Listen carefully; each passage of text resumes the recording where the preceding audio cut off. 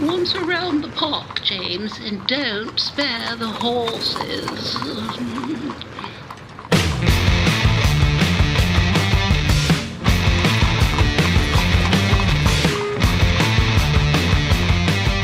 All right, indeed it is. It is showtime, and 2025 version of On the Ledger Ontario Politics podcast. Welcome in, and hoping that you all had restful break over the holidays, because 2025 shaping up to be rather active on the political front. So lots to talk about. So let's get to the crew around the table. Keith Leslie is here, joining us from Antigonish, Nova Scotia, and Tim Hudak, the former leader of the PC party. And do you have a Bills tattoo anywhere on your body there? Oh. Now that you ask, what's it going to do to ratings? I think people are not going to come back if I answer that. Well, we don't have to show it. That's all. Manifestation. But go Bills. Kathleen Wynne is here, or not. She is the former Premier of Ontario. We're having internet challenges. I'm here. Hi. We got you, yeah. And John Wright is our resident pollster, and let's just dive right into this, because the story of the week seems to change on an hourly basis as far as what's going on politically. Last time we met, Ottawa was in chaos thanks to the Chrystia Freeland announcement when we left. What would Trudeau do? What would he not do? It's been a bit of a mess all the way around, and of course that's compounded by what's going on in Washington. So let's start with the conversation that was had yesterday as we record this in Ottawa. The First Ministers and the Prime Minister meeting and talking about the strategy that they need to have around the threat of Trump tariffs. And, the Prime Minister kind of laid out the groundwork for everybody at their wrap-up news conference yesterday. Because there's no sugarcoating it. The incoming administration's proposed tariffs against Canada would harm Americans. They would put American jobs at risk. They would put our collective security at risk. They would raise costs at a time when people simply deserve a break. Today, Canadian electricity powers millions of American homes and businesses each year. Over 4 million barrels of oil are shipped daily to refineries specifically made for Canadian crude, creating good jobs for Canadian and Americans alike. Notably, if tariffs are applied to Canadian oil, U.S. gas prices could increase by up to 75 cents per gallon. And we supply the United States annually with $84 billion worth of minerals used to support the U.S. defense, automotive, and agricultural industries that would otherwise be sourced from places like Russia or China.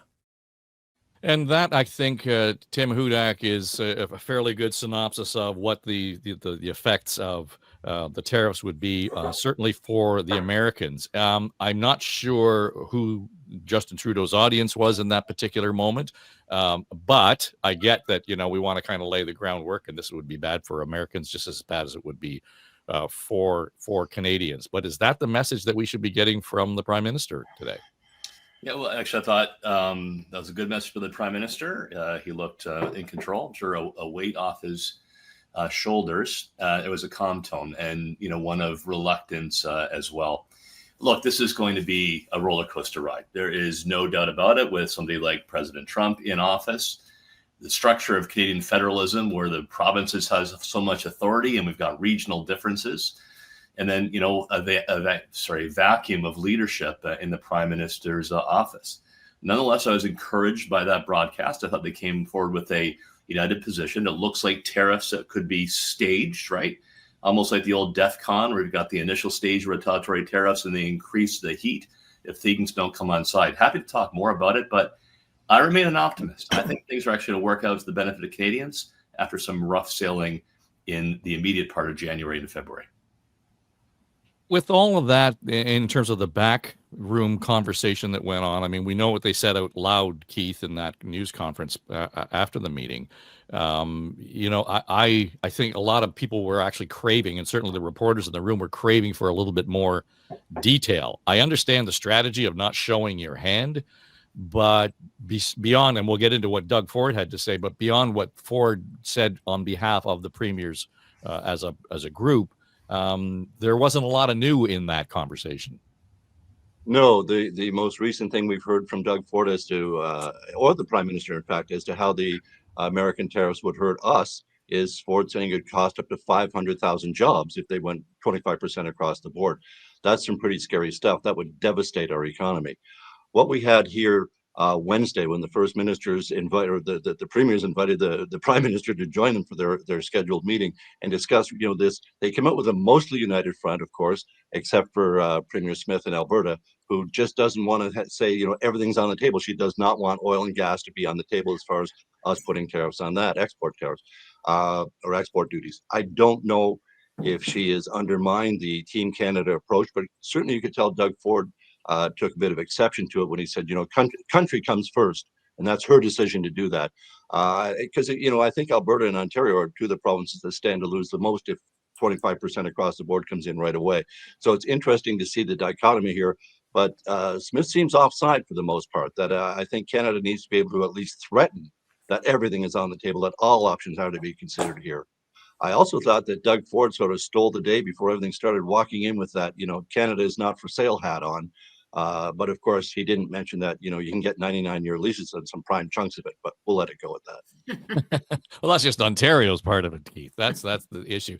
But I think the point that was interesting to me was that comment, and Tim pointed this out. It was a calm, sort of, thoughtful approach from the prime minister. Immediately afterwards, Premier Ford, who sits at the head of the table with the premiers this year, had his say and, kind of reset the tone, reset the table. Everyone has their interest at heart, and I respect Premier Smith. I respect that she's concerned about protecting her energy, and that's her choice. That is her choice. But I have a little different theory. I have a different theory that protect your jurisdiction, but country comes first. Canada's a priority. And I don't believe in jeopardizing one sector or another. Premier Smith's oil is Ontario's auto sector, right? So again, we all have different views, and we can respect each other's views. But at the end of the day, when the tariffs come, it's going to affect Albertans. It's going to affect people from BC and Saskatchewan and Manitoba, Ontario, Quebec, all the way down the road. No one's exempt from that. And all I believe in, if it comes to that, let's have the tools in our toolbox to react, to send a strong message. But it's not going to be all of a sudden one province or one territory is exempt on this. When Donald Trump comes at us, he's not going to say, well, let's not worry about Ontario, they're good people, or Alberta. He's coming full tilt at Canadians as a whole. And that's one thing we have to understand. We need to be united. Donald Trump is a brilliant negotiator. That's what he's done his whole life. That's exactly what he's done. And he's sitting there with a big smile on his face thinking, wow, I'm going to divide and conquer. Remember one thing, united we stand, divided we fall. We need to be united. And I don't think anybody is going to argue with that, Kathleen Wynne, but it was, the premier waving the Canadian flag. And if you saw the video part of that, he's sitting right next to the prime minister, and the prime minister is smiling like a giddy guy saying, go for it, man. So it was interesting to see how maybe the prime minister was making the snowballs and Doug Ford was relied on to throw them.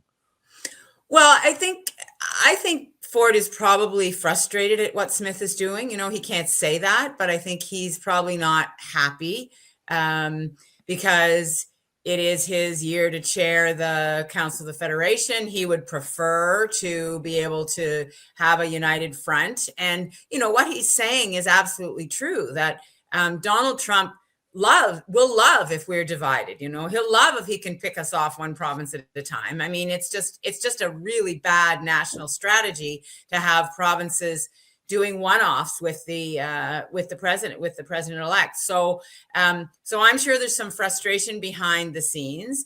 And I think that, the fact that the Prime Minister and Ford are on the same page with pretty much all of the premiers, that's a good thing. But I think we have to worry about Smith and who else she might come along. Although it was interesting hearing the Premier of Newfoundland talking about needing to play a more complex game. That that it's a good thing to not put all your cards on the table. And so I really understand why there wouldn't have been more detail. They're trying to put together a strategy. And in the face of Alberta doing what they're doing, they really need to take the time to put the strategy together. It's a huge problem that the Prime Minister, there's a perceived leadership vacuum in Ottawa. But I agree with Tim that the Prime Minister delivered a very clear, coherent message. I think it's exactly what needs to be said at the moment. And if there weren't fireworks and so on, that's okay. The fireworks are going to come from south of the border. We need to be relentless and calm and united. John, when we look at the strategy, though, from that perspective, and the premiers from Newfoundland, Labrador, not incorrect in saying this is a complex issue and so on, but just a couple of weeks ago when we started talking about this and the whole 51st state threat and the jokes and everything else, and then going to take Canada over economically. My sense of this is Donald Trump is playing checkers, and we want to have a chess move to counter it. And I understand how complicated it is, but he's highly transactional. Period. He's in the moment more than I think we're willing to actually, give him credit for, and that's what probably makes him dangerous. And to some degree, Danielle Smith is playing checkers against a guy who's playing checkers. Yeah, I suppose, Dave, except that we've got so many more pieces on the board than he does. In the United States, it's him pretty much who's calling the shots, whereas here we're going to have all the premiers involved. So we do play chess. And in some cases that works because you can have the soft and the hard pushing on different things. I have to say, though, that while the Prime Minister probably said what he had to say, he also said it because he's no longer really involved in the fight. He's gone from the front of the table to wallpaper. I mean, he even announced that he's not running again in his own riding. I mean, I don't want to say he's checked out, but outside of appearing in the United States after he spoke for his resignation, this is pretty much the first time he's been on camera. He's very calm, serene. He looked kind of sad to me. But nonetheless, I think the other thing that's changed, though, in the last 10 days is that we've, on this side of the border, heard all of the threats that could be imposed on us. And I think the politics of it is that there's people who are on the ground who want someone to stand up for them. And that's where you get not just Mr. Ford saying what he did, and wearing the hat about Canada not being for sale. Okay, he's been like that. But we also had former Prime Minister Harper and former Prime Minister Jean Chrétien who have also dictated that kind of tone. So, yeah, maybe it's bad guy, good cop, bad cop type time. But I think we're still we want to have the country is looking for someone to step up and push back. And I think that's where Premier Ford has really crushed it in the last 48 hours. And the second thing is, I don't know when this is going to get underway in terms of whatever the negotiation is, whatever the fiat is with the Trump administration. But it's going to take more than just the premiers at the table. And Danielle Smith at some point is going to have to attend a meeting and be part of that Canadian representation. She may be defending Alberta right now, but it's going to get hot in the kitchen, and she's going to have to be there to help make out whatever the meal is. And Dave, can I just jump in? Because the good cop, bad cop thing, the way that works the best is if the premiers are threatening something more dramatic than the federal government is, and then the federal government come in and can say, to the Americans, look, you got to work with us because we got these provinces and they have their own jurisdictional powers, and they may go harder than we think we should go. So work with us. But this is the reverse. This is This is Alberta saying it's not going to play, that it's not going to take a tough line. So the good cop, bad cop thing doesn't work as well, I think, in this scenario. And I think that's why it's a problem. I think that's why Ford is probably feeling pretty frustrated in this moment. Dave, if I could as well, I just wanted to say that clip you played of Doug Ford, the question was about Premier Smith, not playing along with everyone else, but it was put to Justin Trudeau, and he just immediately said, "Doug, would you like to take this?" Yeah. To John's point about him being, almost wallpaper, he literally just said, "Here, Doug, take this one," because it's the crucial issue at the meeting yesterday or Wednesday was, what do we do about Alberta? And the Prime Minister just literally handed it over to the Premier Ford.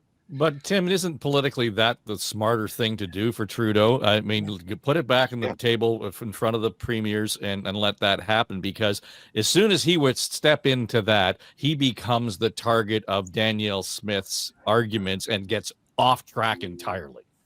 Yeah, look, I think we did well yesterday based on the kind of vehicle that we have to drive, right? The Premier's Council is never going to be a sports car. You're going to have regional differences. And to Danielle Smith's defense here, like the raw wound of the National Energy Program and how Alberta's resources were stripped away, the unemployment, that wound has never really healed. So to contemplate that Albertans would have to pay an additional price if we taxed our exports instead of the States, you can get where she's coming from. So we just got to make the best of the vehicle that we have. Let me throw another point back here, and curious how the panel, if you don't mind, Dave, will react, because while this is all consuming intense, all we're talking about, the moment that Trump put something on X, right, we're responding to that. He has such an ambitious agenda. God knows how many different presidential orders he's going to put out on his first day. So does that mean he's going to be distracted by lots of other stuff and it'll be slow moving? Or does it mean that he'll have a low bar so he has something to brag about in compromise? I think it's going to be that at the end of the day. I think this ends up with us doing more in defense, doing more on our borders, keeping bad guys out, maybe some sacrifice on supply management, which frankly, I'm not going to run again, is overdue. I still remain an optimist that this works out. Well, I mean, on that point, and that I think, Keith cited the notes from Chrétien and Harper, Kathleen, and the underlying message in there is that the effect of what Donald Trump has done has actually made us focus more sharply on some of the issues that we need to deal with in this country. And I'll put it to you, would it not have been strategically or maybe even politically or message-wise more effective for the first ministers to have come out and said, here's what we're going to do in-house to actually clean up the details that we can control right now and over the next 6, 8, 10 months, whatever it might be.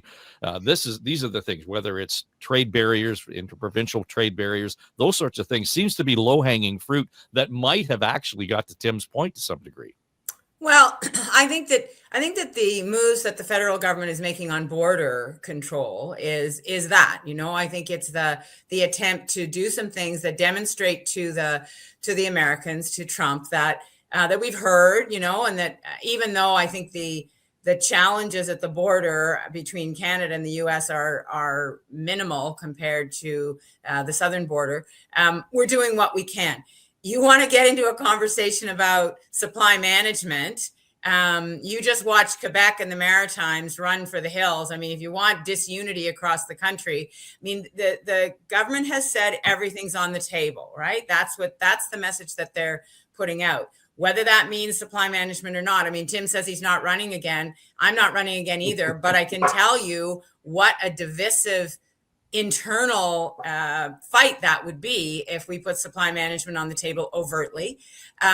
So, I think that we're doing what we can. I think the border stuff is important. It's visible. It speaks directly to an accusation that Trump has made. And I think that, interprovincial trade is not something that's going to catch the eye of the American government or of Trump. It's just not. It's not going to be something we're going to be able to put in the window. The border issues are. Supply management might be, but I think that is, that's kind of kryptonite in terms of national unity, as is energy. I get that, but if everything's on the table and the Premier of Quebec is coming along, then I think that's a pretty clear message that the Premier of Alberta should do the same. John, what do you think? Well, I agree with Tim to begin with, and that is that I think the ambitious agenda of Donald Trump, which will become more clear in what he states in his address, is so big that it's just going to take the machinery of government and everything else to kind of, get involved. I mean, even looking at the confirmation hearings over the last couple of days, I mean, you can see that there's going to be some sand in the gears, no question about it, and some prioritization. I think what we need to do is to kind of have internally a 10 out of 10 alarm going off, but outwardly having a 5, out of 10.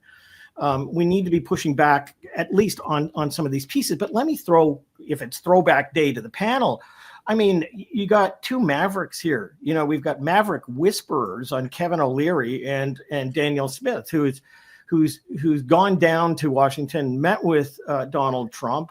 Kevin O'Leary over the last few days has been on every major talk show, beating up not only Trudeau, but also taking control of what he thinks Canada should be doing. I think we've got to be measured in how we deal with how this all unfolds with the administration. But I think the complication here is that we've also got people who are speaking directly to the president, not to the bureaucrats or others, and maybe encouraging him to do different things. So I think we've got to cover our flank that way. I'd be interested what other people think. It's more than a carnival going on, because if you can get to the president of the United States and even spend 2 minutes with him, that can have a big influence.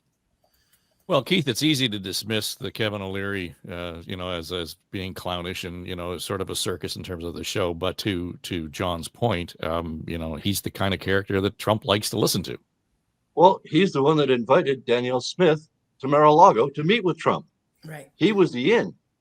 So as much as the clown, or I see him being called a traitor an awful lot online for his antics this week, he's going to be the one out there promoting, starting simple with things. Well, a common currency could work for us all. It would be better for all of North America. Anyway, the bottom line is Canada has to be prepared on so many fronts, because no one knows what Donald Trump is going to do or when he's going to do it.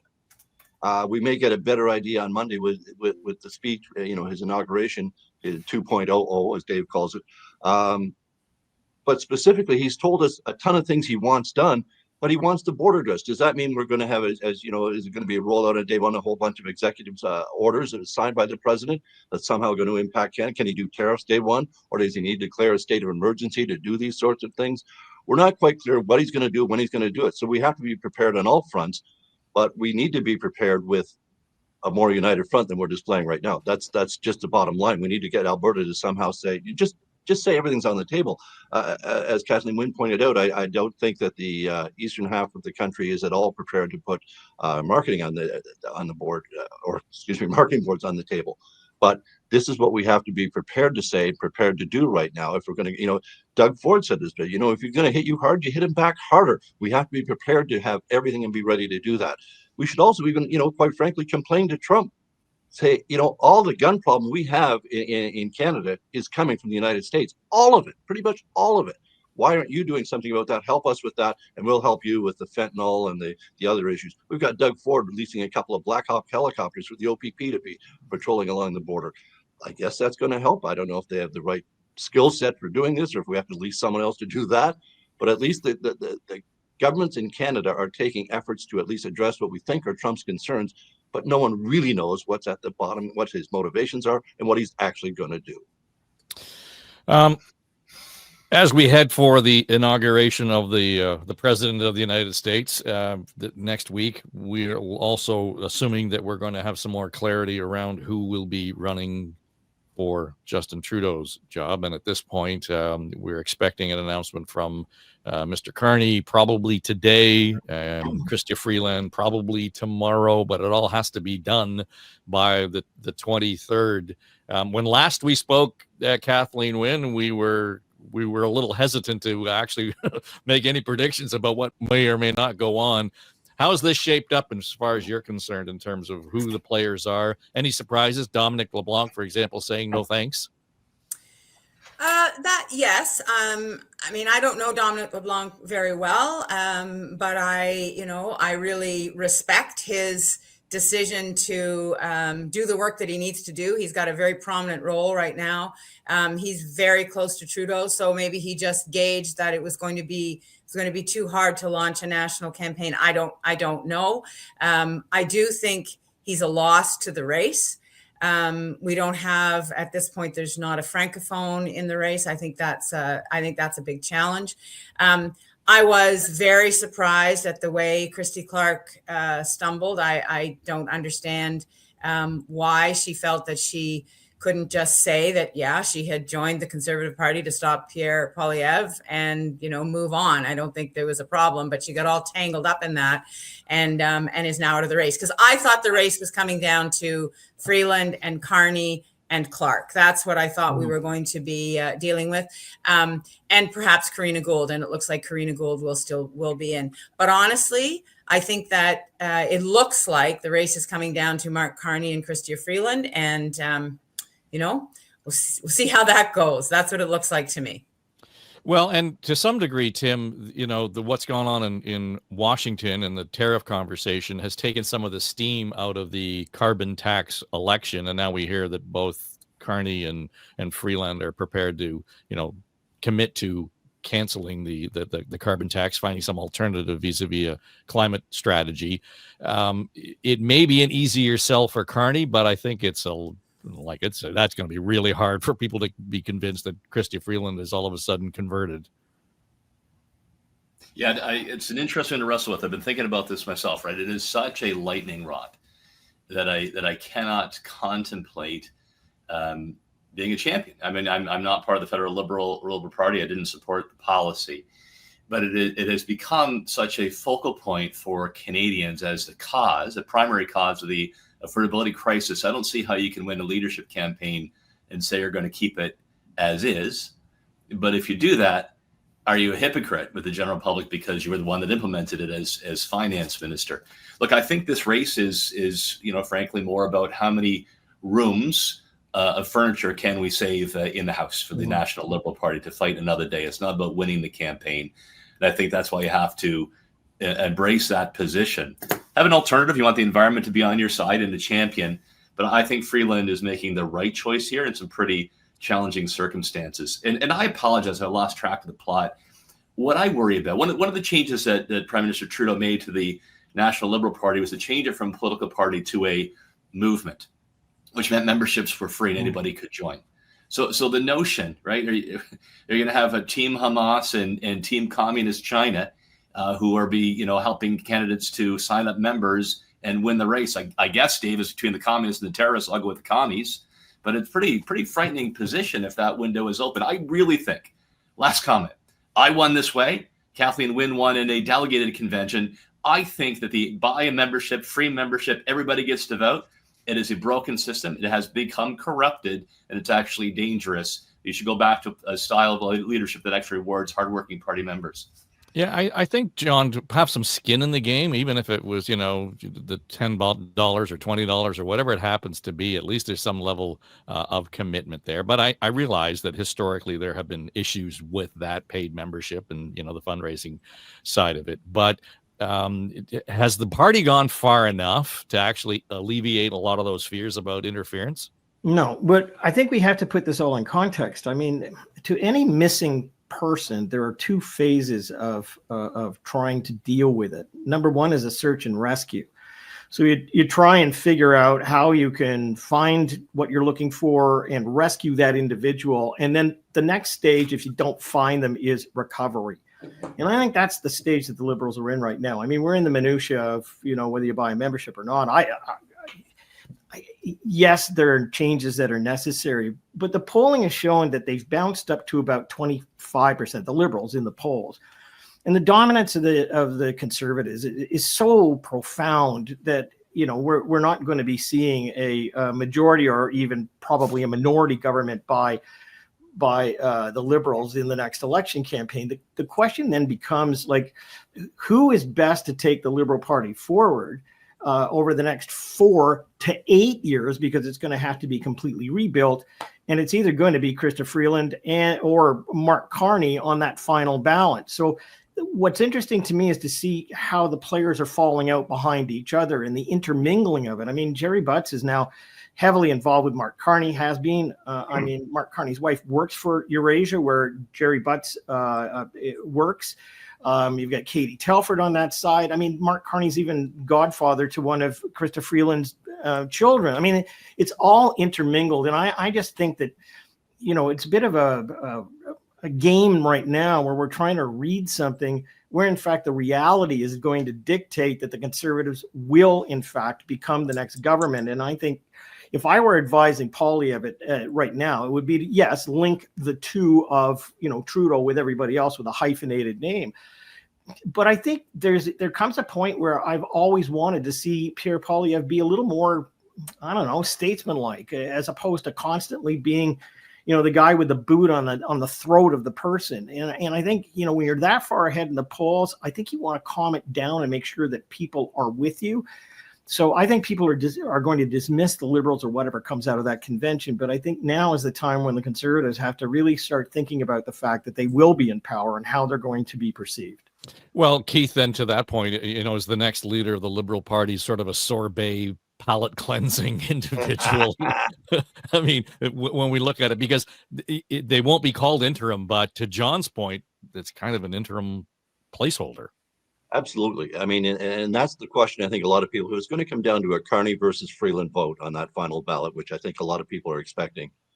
Then you have to ask the question that Carney's going to get the question that Ignatieff got and answered poorly, which is, are you going to stay for the long term? Are you here for Canada? Or are you going to run back somewhere else, do another, high profile position somewhere else? I think Carney had the coup of the week, though, the political coup of the week, going on the Daily Show with Jon Stewart. He really put to bed this myth that he's an Iggy-like stiff. He just wasn't. He was funny at times. He was, it was as if the US and Canada were breaking up a relationship. And he comes up with, it's not you, it's us. It was brilliant. It was perfect timing for him to come up with something like, even someone else wrote it for him. He delivered it perfectly. So I think Carney, as I say, had the real political coup of the week, just presenting himself. He went on an American show. He hasn't done any Canadian interviews, and I'm not happy about that at all. But he went on on an American show that had more Canadian eyes than any Canadian show would have had. So it was a brilliant stroke from that part of it. And it portrayed him as someone who's, it made it very clear. He's going to be campaigning as an outsider. Despite the relationship so close, he's godfather to Chrystia Freeland's child. He's going to put, I'm not a Liberal, or I wasn't, a Liberal Party member. I wasn't a part of the Trudeau cabinet, despite being a special economic advisor. So it's interesting that he's going to play from being from the outside, but he made it very clear that's what he's going to do. He's campaigning as an outsider, not associated with the Trudeau government. Tim, I want to come back to what John said about Poilievre, and I was listening to some of the conversations he was having in Vancouver this week. Looked at the stories in the Globe and so on. I hesitate to say that there's been a change, a complete change in tone, but he is actually getting at some of the stuff that John talked about, sounding a little bit more prime ministerial in terms of, here's what we're going to do, and I'm going to have a costed platform, and I'm going to make sure that, Canada's taken care of. We're not for sale. He's ringing all the right bells there. But at the same time, I still think, to John's point, he needs to be conscious of kind of dialing back some of the nastiness that seems to be foundational in what he has to say about most things. And it's particularly, it seems, when I talk to any of my peer group, it's women who react most strongly to the nature of the tone. But look, foot on the throat, appreciate, we'll say there's a time to take that off and look prime ministerial. It still works, right? It's still ticking up, and you're going to need foot on the throat for whoever emerges as the next leader. I'm with you. I think that's attack dogs, and he's got some very strong ones. Melissa Lantsman comes to mind right away, who can help brand the next leader of the party. But I think in the crazy world we live in, this roller coaster 2025, he'll take the volume down, but I think it goes from a 9 to maybe a 7 as opposed to a 3 or 4. Yeah, I think relatively speaking, even that would be noticeable. Kathleen, you were going to jump in on something that Keith was saying. Oh, well, I just in terms of what Keith was saying about Carney's agility with Stewart, I completely agree. The accusation that he's Michael Ignatieff too, I think it's just not gonna hold. And the other reason for that is that he can run as an outsider, but he's running as a Canadian who has lived in Canada. Yes, he went to England and he was, he was governor of the bank there for a time that actually gave him experience that would be very useful in terms of dealing with Trump. I'm not on any of the campaigns. I haven't signed up. I'm not aligned in any way at this point. But I do think that there are things that Carney is going to be able to do that a Michael Ignatieff never could, and his agility is going to be pretty clear. And for me, it's not just volume with Pierre Poilievre. It's tone, it's substance, it's the meanness of the message. So if he can change that, great. But he's not appealing to a lot of people. Yeah, I guess women, Tim, to your point. But I think it's more than just the volume. I think it's the whole package, and we'll see if he can change that. And I'm not sure that he's the kind of guy that Trump is going to respect. I mean, I think Ford with his hat is actually more the kind of image that Trump, because it's not that Poilievre's a bully. He's kind of a scrapper, and so we'll see what the manosphere thinks about those matchups. What does Poilievre campaign on, though, if both Carney and Freeland say, you know what, the carbon tax was of its time. We have to have something new going forward. It takes it away. What happens then? Yeah, and they are saying, remember, they're saying they're going to take away the consumer facing carbon tax, right? They're not talking about the industrial. I mean, I've actually been saying this is something that we could have done ages ago. So I think it takes a whole arrow out of Poilievre's quiver. He's going to have to pivot. And somebody was saying on the radio this morning that maybe, the capital gains tax. Well, the capital gains issue is not nearly as broadly based as the carbon tax is. So he's going to have to find something, and who knows what that'll be. But I don't think he's found it yet. The only thing I would say is if I were advising a campaign, stick to your knitting and what you've brought to the table already. I mean, even in Ontario, Bonnie Crombie had said that she wants to do something different on the carbon tax, but the advertising keeps pounding away. It's the same ad we've heard for the longest time. I think the easiest thing for the Conservatives to do is just a link. Let's say Mark Carney wins. The very people that I just said are involved in his campaigns make it more than a hyphenated Carney-Trudeau team. I mean, I think the vulnerability for Mark Carney, let alone for Chrystia Freeland, having been there every single day and made these decisions with Trudeau, is the fact that Trudeau's team is now there with Carney. And, it's easy to basically have lots of pictures showing them bumping hands to fists together. Katie Telford and Jerry Butts involved, the very people that brought you Trudeau, 1.0 is going to bring you Trudeau 2.0. So I think that, again, I go back to this and sort of say, I think that I don't think that Poilievre should be bringing down the volume, but I do think the tone is something now that he can step back and let his own people run a campaign that makes him more acceptable to a whole lot of people who are still hedging and saying, geez, I don't know whether I like this or not. But I think he's got lots to work with for sure. I'm opposite Premier Wynne and Keith on this, more aligned with John. Look, it's notching it down from 9 to a 7 on edge as opposed to volume. But yeah, of course, these are the guys that brought in the carbon tax. They did it for many years. They're planning on increasing it. You believe them for a second, they're not going to bring something back in if you give them another lease.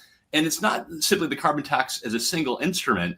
It's how it describes the government as a whole that was out of touch, that was telling people what they needed to do that is not credible.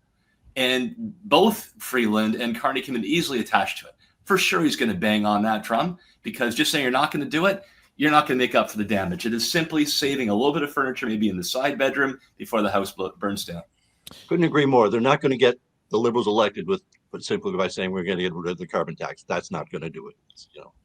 Well, but they can't go into a campaign saying we're going to wave the flag for the carbon tax. That's a dead issue, period. Now, whether or not that helps the Liberals or not is a different issue. Yeah, they've got to defuse that one for sure. But remember, there's a whole segment of the population, folks, who may not have wanted to support Trudeau any longer. And I get that. I get that. The numbers don't lie about that. I get it. But there is a segment of the population that wants to have a plan to deal with the environment. You know, you cannot watch Los Angeles burn and not, I can't. And I think there are people like me who can't watch that and not understand that there has to be a plan. And I don't know that Pierre Poilievre is ever going to have a plan that's going to convince those people who really care and believe that we need to have a decent plan. I don't know he's going to be able to convince them. So if you can have a Liberal leader who brings in a plan, yeah, sure, they might have been attached to Trudeau, but they can distance themselves from Trudeau by having a different plan. You know, I guess my personal experience, having come in and been elected after a government that had become unpopular, I found ways to distance myself from what we had done without distancing myself from my values and from what I believed in. So I just think we have to just take a breath and realize that there are disenchanted Liberals progressives who want a government that's going to tackle those issues. And Pierre Poilievre is not going to be that. He's not going to be that person. So, you know, they're looking for somebody. They're looking for a political home. And John, I know the numbers aren't showing that at this point. We'll see. But I just think we can't forget about that whole group of people who want to believe that it's okay to have a plan to deal with climate change. Can I agree and disagree on that, just from having been across from Premier Wynne at that point in time? The Liberals will have a dead cat bounce, right? There's always going to be a dead cat bounce when you get rid of the old guy. And I think shedding the carbon tax is simply about some Liberals, because the stench of Trudeau was so strong they couldn't even plug their nose and vote for him. So they hope now they can plug their nose and vote for his successor, save a couple of seats. But the difference with Kathleen Wynne was that Dalton wasn't as bad as Trudeau is today. But she was given time, and then the very definite personality and set of policies had time to emerge and distance the McGuinty baggage. This is going to happen right away, and that's why I said there's very, very little chance of them bringing disaffected Liberals home to bring back many seats to the Canadian Liberal Party. That's true, Tim. Very true. The timeline works against the Liberals, no matter how you carve that. I don't disagree with you, Kathleen. Do we need a climate strategy? For sure. But climate strategy is not going to lead the headline conversation. It's still about affordability, John. Well, it may be about affordability, but again, I want to sit on the conservative side and take a look and see what my playing field is left with. I mean, we talked a little bit about whether or not we were, the Liberals were able to see that by allowing everybody to buy a ticket there, it's open to some kind of interference.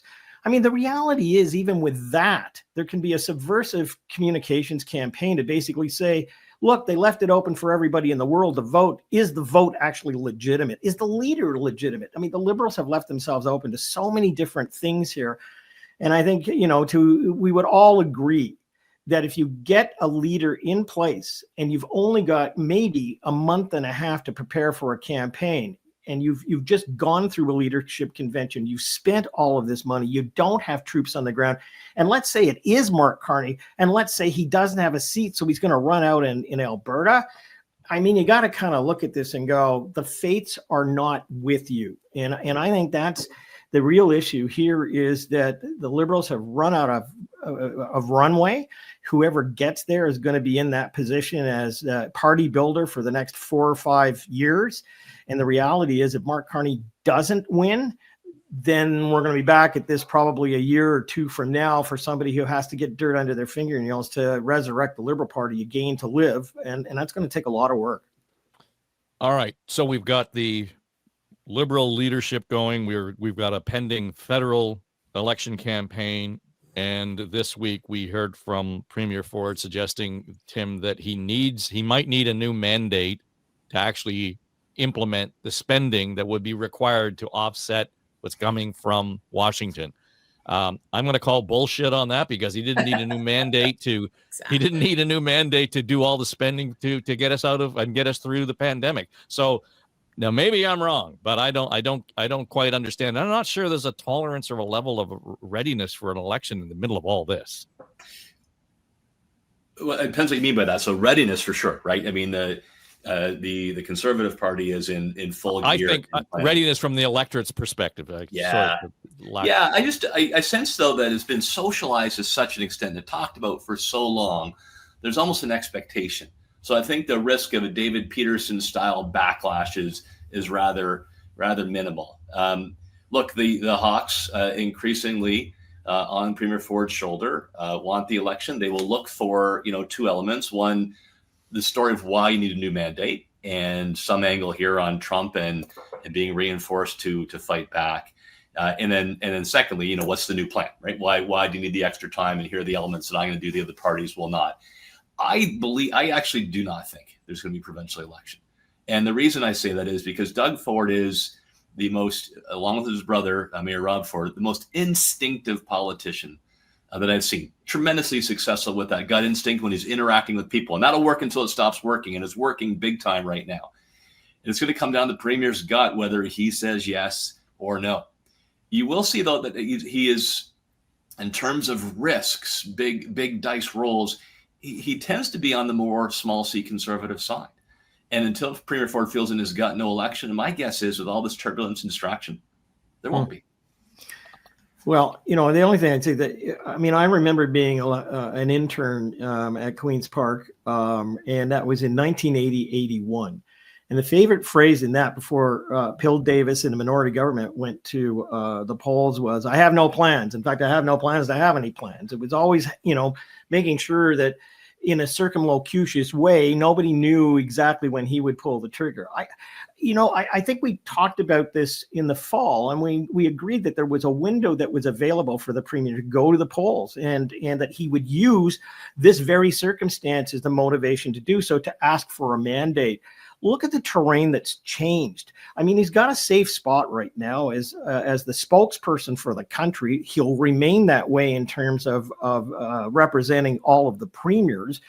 I think given where he's at right now, he doesn't need to go. In fact, there's probably more saying he would abandon Canada by taking the time to do this. And he's in a perfect platform right now to build that whole role for him in the future, and to make, build the fences with the new government that's going into power.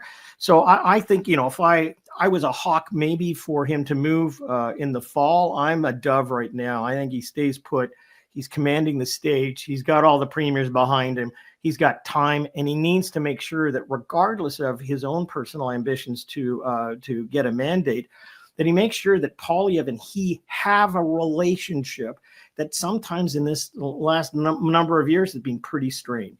Well, Keith, I can just see the Liberals in Ontario playing back the clip. I understand that you've got to put your Ontario's interests here, but it has to be Canada's interests first, and that would be playing against him if he actually called an election next week, for example, because it would be seen to be dealing with his own personal political issue, as opposed to the role he has now been given, and I think is excelled at, in terms of being sort of taking the lead in terms of what we need nationally.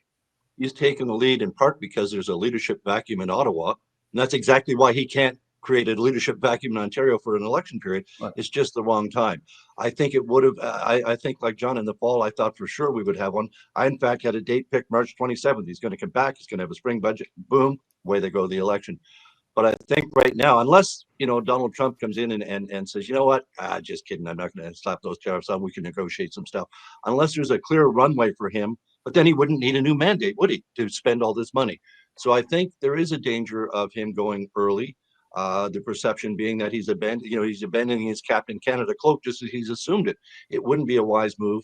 I don't think there'd be the Peterson style backlash that he faced in 1990. We saw last year with Tim Houston in Nova Scotia. He had promised a fixed election date, went early because he needed a new mandate to deal with the federal government. I don't know if he really needed that now, since we're getting a new federal government, but nonetheless, he didn't get punished for going early. I don't think Ford would get punished for going early under normal circumstances, but given what's happened in the last week, especially, and him, as I say, in front of the Captain Canada stuff, I don't think he can call an election in Ontario, especially when we're having a federal election coming within a month or two. It's still a lot of conversation and chatter in back rooms, and I know you're hearing some of it, Kathleen, particularly from some of the folks who are doing GR, and a lot of that kind of is, well, we're pretty much convinced that something's coming in the next couple of weeks. So there doesn't seem to be any middle ground here. Yeah, it's interesting. I mean, who knows? I've maintained that, the reason Ford would go, two reasons: that he's worried about running with Poilievre as a background, and the RCMP Greenbelt stuff. So, I think that those maybe those have taken a back seat to his role as, the head of the Premier's table and the voice, because of the vacuum in Ottawa. So maybe he won't go, but really, I don't know. I'm hearing candidates saying that they're getting ready because they're being told that it's going to happen, but no idea. It's going to, as Tim said, it's going to come down to, what the Premier is afraid of or not, or what he thinks he can get away with. I think that's what it's going to come down to. So who in that circle then, Tim, is in his ear, who's most effective? I mean, you talk about the Hawks, and clearly they have some influence, but they seem to be held at abeyance right now. Well, they're getting their way, right? Premier wins absolutely. Candidates are told to get ready on any moment now. There's no sleep in the finance minister's office, right? Developing a budget plan to campaign on. They are full gear on the fundraising. Cabinet ministers have been told to clear off their desks with any controversial issues and advance nothing outside of the election agenda. So it's in full motion. You just need the Premier to wave the checkered flag. Is that what you do at the beginning of a race or the end? Wave the flag to into motion. But so your answer, Dave, who's in his ear? Well, it's his own gut. And Doug Ford, in his time in office, and he's had a 6-year plus run. That's been a tremendous run. He's very much at his height now. His weakest moment was during COVID, when he was not communicating with average folks out in the street like he loves to do, right? Surrounded by probably young, mostly male staffers without kids, and made some odd calls. I think it's the people in Etobicoke. I think it's the people as he travels to Sudbury or St. Catharines. I think when he hears from them that they want this, those are the ones that will have the ultimate say in Premier Ford's ear. Just one before we go, and as I watched what's going on, and Kathleen, you alluded to this off the top when we were talking about what was going on with the first ministers and Daniel Smith and the frustration on the part of Ford. Over the last 10 days, he's looked tired to me, where he has not had the level of spark and energy. And, the degree to which this mantle that he has assumed is going to actually weigh heavily on him. I wonder whether or not that actually has any kind of influence or effect on, is he ready to go to the polls? Again, I honestly don't think I know the man well enough to be able to answer that question. I just don't know. Tim might be able to answer it better. I mean, it's obviously a stressful time. It just is. It's stressful. I think it's stressful for anybody who's paying attention to politics in this country. But for him, he's got to try to be a unifying force with the premiers. It's not like everything is hunky-dory in terms of what's going on at home. There are legal cases on Ontario Place. The teachers' federations are voicing their real concerns about what's going on in education, healthcare. Like, there's stuff happening locally. I ran a meeting in downtown Toronto about the closure of the supervised consumption sites. I know that's, it's a small issue, but it's a stressor on the government because it's a bad decision. It's bad policy. And, we can have an argument about that. It may be a populist decision, but all these things are going on while he's having to play this role. So it's not like everything on the ground in Ontario has stopped. And there are lots and lots of problems that this government has created and is dealing with, that he has to deal with on a day-to-day basis. And then he has to don his cap, which is a great hat. I sent a note to somebody in the Premier's office saying, okay, the hat is great. It really is great. But the hat is not the whole story. There's a whole lot else going on in this very stressful time. So yeah, I mean, maybe he's tired. Who knows? I don't know him well enough. Well, but Keith, all of those things don't go away just because he calls an election. Right. No. I mean, like we had the report, 81,000 people are homeless, and that it could double within the next few years, or double, quadruple if we actually have a recession. I mean, that's some serious shit that this government is really not yet dealing with, at least not adequately. And the municipalities are being, taxed to their limits, trying to figure out where they're going to get the tax revenue to pay for all these social services that are needed. That's just one minor thing. Canada is not for sale, but a large part of our healthcare system is available for profit takers, isn't it?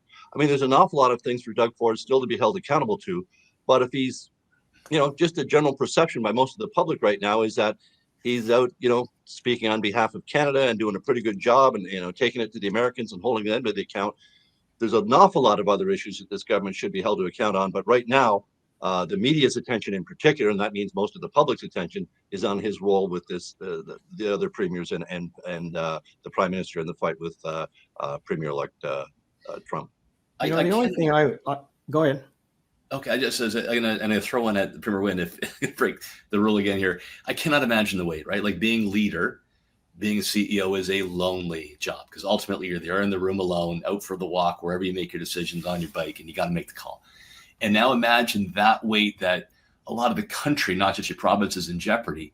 And then imagine the weight of so much out of your hands because you don't know what an unpredictable president south of the border is going to wake up like and choose to do and announce on Twitter at any given moment. I can't imagine the weight. My question for Premier Wynne is, but you also want to be there. So do you kind of wish you were there around that table at the Premier's conference and such, just to see what's going on and play a role? Or are you happy that pressure's not on your shoulders?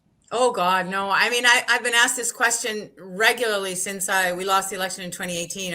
Aren't you glad you're not there? No, I'm not glad I'm not there. I love the job and I loved the challenge, and I had a team around me that I felt was up to it. So difficult as it is, it's the best job in the country, I think. So yeah, it's not that I live my life in envy or, regret. It's just that it was fantastic. And would I want to be there? Sure. Yeah, I kind of have the same approach to what I used to do. I consider myself a recovering news director. So, I loved it when I was doing it, but would I want to go back to it? I don't think so. John, you had a thought, you have a final word? Just the last one. And that is, there's that great phrase of a week in politics is a lifetime. Anything can change. Any situation can come about. And I think this panel would agree that in the last month, we've had at least 4 lifetimes. I mean, it's just so unpredictable.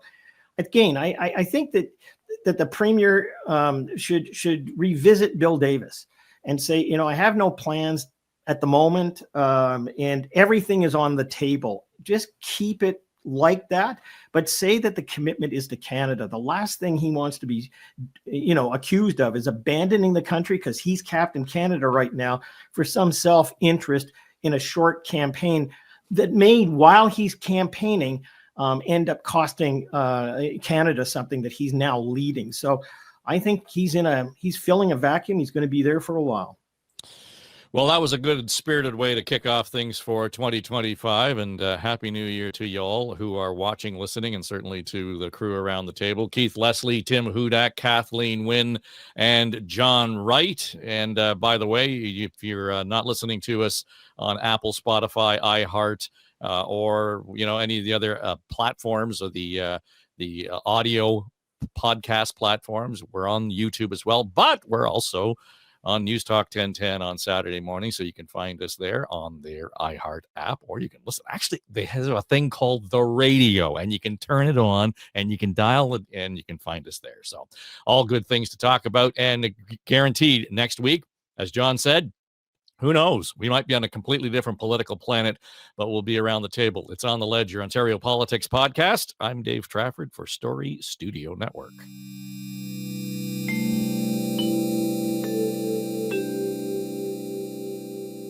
This is SSN. Story Studio Network.